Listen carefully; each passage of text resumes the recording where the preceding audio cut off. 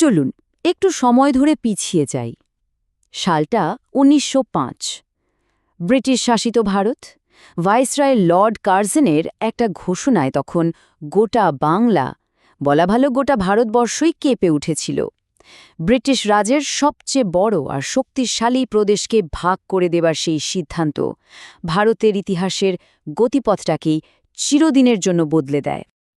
আচ্ছা, ব্যাপারটা একবার ভাবুন তো, একটা কলমের আঁচড়ে একটা গোটা জাতিকে ভাগ করে দেওয়া হলো, কিন্তু সেই বিভাজনের ঘাই কিভাবে হয়ে উঠল আত্মনির্ভরতার প্রথম পাঠ? ঔপনিবেশিক শাসকদের এই বিভাজন নীতি কিভাবে জন্ম দিল এক বিশাল গণ আন্দোলনের? চলুন আজ এই অসাধারণ গল্পের গভীরে যাই আর দেখি কিভাবে বিভাজনই শেষ পর্যন্ত ঐক্যের জন্ম দিয়েছিল। তাহলে চলুন গল্পের শুরু থেকে শুরু করা যাক। ঘটনার কেন্দ্রে ছিলেন ভারতের তৎকালীন ভাইসরয় লর্ড কার্জন। তার মাথাতেই প্রথম এই যুগান্তকারী পরিকল্পনাটা আসে, বাংলা প্রদেশকে দুটো ভাগে ভাগ করে দিতে হবে। এই যে ম্যাপটা দেখছেন, এটাই সেই কলমের আঁচড়ের ফল। ব্রিটিশ ভারতের সবথেকে বড় প্রদেশ, যার জনসংখ্যা তখন প্রায় ৭,৮০,০০,০০০। হ্যাঁ, ঠিকই শুনেছেন, ৭,৮০,০০,০০০। তাকে ভৌগোলিকভাবে ভেঙে দুটো নতুন প্রদেশ তৈরি করা হলো। একটা মুসলিম সংখ্যাগরিষ্ঠ পূর্ববঙ্গ ও আসাম, আর অন্যটা হিন্দু সংখ্যাগরিষ্ঠ বাংলা। আজকের দিনে দাঁড়িয়ে হয়তো এর বিশালতা বোঝা কঠিন, কিন্তু তখনকার বাংলা প্রেসিডেন্সি ছিল একটা এলাহি ব্যাপার। মানে আজকের পশ্চিমবঙ্গ, বাংলাদেশ, বিহার, উড়িষ্যা সবটা মিলিয়ে ছিল একটা প্রদেশ। আর কলকাতা, সেটা তো ছিল ব্রিটিশ ভারতের রাজধানী, জাতীয়তাবাদী আন্দোলনের একেবারে হৃৎপিণ্ড। ব্রিটিশদের আসল লক্ষ্যটাই ছিল জাতীয়তাবাদের এই কেন্দ্রবিন্দুকে দুর্বল করে দেওয়া। তো প্রশ্নটা হলো, ব্রিটিশরা কেন করল এ কাজটা?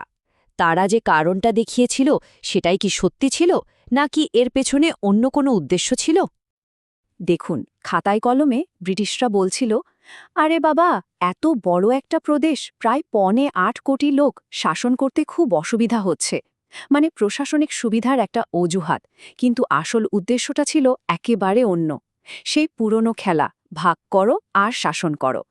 আসল লক্ষ্য ছিল বাংলার ঐক্যবদ্ধ শক্তিকে ধর্মের ভিত্তিতে ভেঙে দিয়ে জাতীয়তাবাদী আন্দোলনকে এক্কেবারে পঙ্গু করে দেওয়া। আর এটা আমরা বানিয়ে বলছি না, ব্রিটিশ সরকারেরই এক বড় কর্তা, স্বরাষ্ট্র সচিব H.H. রিসলি নিজেই লিখেছিলেন, একতাবদ্ধ বাংলা একটা শক্তি, আর ভাগ হয়ে গেলে সেই বাংলায় নানা দিকে ছিটকে যাবে। মানে উদ্দেশ্যটা একদম জলের মতো পরিষ্কার, তাই বিভাজনটাই ছিল মূল লক্ষ্য। কিন্তু ব্রিটিশরা যা ভেবেছিল হলো ঠিক তার উল্টোটা। ভাগ করার এই চেষ্টা মানুষকে আরও বেশি করে একজোট করে দিল। বিভাজনের বদলে প্রতিবাদের মঞ্চে জন্ম নিল এক অভূতপূর্ব ঐক্য। আর কি দ্রুত ছিল সেই প্রতিক্রিয়া! জুলাই মাসে ঘোষণা হলো, আর আগস্ট মাসেই কলকাতার টাউন হলে সবাই মিলে বয়কটের ডাক দিল। আর যেদিন, মানে ১৬ই অক্টোবর, এ বিভাজনটা কার্যকর হল, সেদিন গোটা বাংলা জুড়ে পালিত হল শোক দিবস। প্রতিবাদের আগুন জ্বলে উঠল সবখানে। আর এই প্রতিবাদ কিন্তু শুধু মিছিল মিটিংয়ে থেমেছিল না, এটা ছিল একটা শক্তিশালী সাংস্কৃতিক আর আবেগ ঘন জাগরণ। একদিকে ব্রিটিশ কাপড়, চিনি, লবণ বয়কট করা হচ্ছে, অন্যদিকে হিন্দু মুসলমান একে অপরের হাতে রাখি বেঁধে ঐক্যের বার্তা দিচ্ছে। ভাবুন তো সেই দৃশ্য! এমনকি রবীন্দ্রনাথ ঠাকুরও এই সময়েই ঐক্যের চেতনাকে জাগিয়ে তুলতে লিখলেন আমার সোনার বাংলা। কিন্তু দেখুন, এই আন্দোলন শুধু না বলার মধ্যে আটকে থাকেনি। এটা শুধু প্রতিবাদের ঊর্ধ্বে উঠে একটা নতুন পথ দেখালো, একটা ইতিবাচক, গঠনমূলক পথ, যা ভারতের ভবিষ্যৎকেই বদলে দেবে। আর সেই পথটারই নাম হল স্বদেশী। দুটো সংস্কৃত শব্দ দিয়ে তৈরি, স্ব মানে নিজের আর দেশ মানে তো দেশ, অর্থাৎ নিজের দেশের। এর মূল কথাটাই ছিল ব্রিটিশদের ওপর নির্ভরতা কমিয়ে নিজেদের পায়ে দাঁড়ানো, আত্মনির্ভর হওয়া।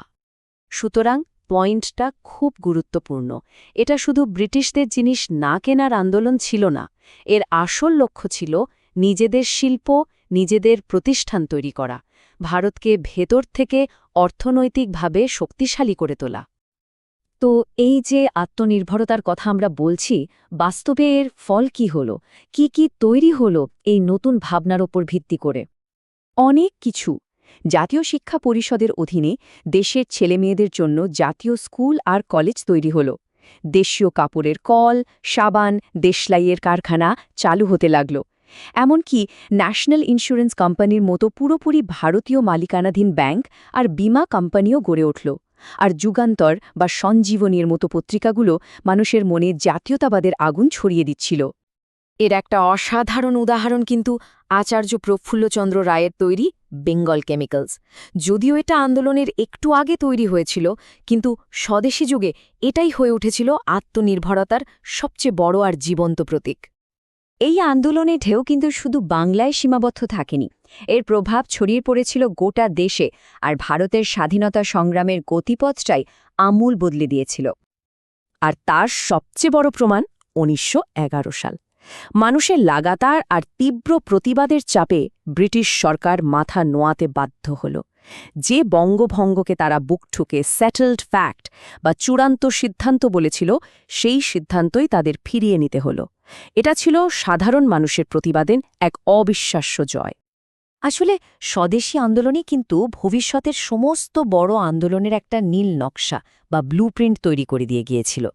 এই যে বয়কট, স্বদেশী ভাবধারা আর নিষ্ক্রিয় প্রতিরোধ, এই ধারণাগুলোই তো পরে মহাত্মা গান্ধী তার অসহযোগ আন্দোলনে কাজে লাগিয়েছিলেন। স্বয়ং গান্ধীজি ১৯০৮ সালে লিখেছিলেন যে ভারতের আসল জাগরণ বঙ্গভঙ্গের পরেই হয়েছিল। এর থেকে বড় স্বীকৃতি আর কি হতে পারে বলুন? এটা ছিল সত্যি এক নতুন যুগের সূচনা। তাহলে শেষ পর্যন্ত গল্পটা কি দাঁড়ালো?